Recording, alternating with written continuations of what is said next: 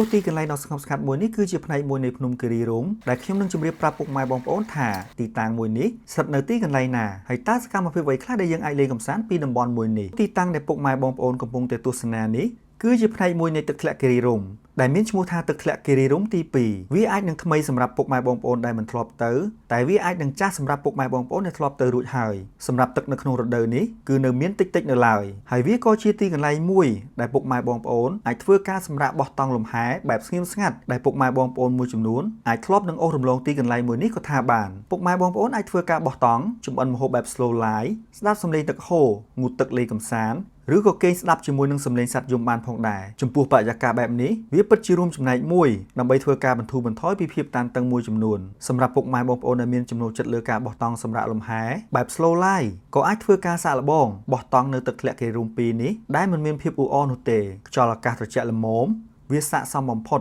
សម្រាប់អ្នកដែលចង់សមាធិជាមួយនឹងសំឡេងទឹកហូរតិចៗលាយឡំទៅនឹងសំឡេងសត្វយំ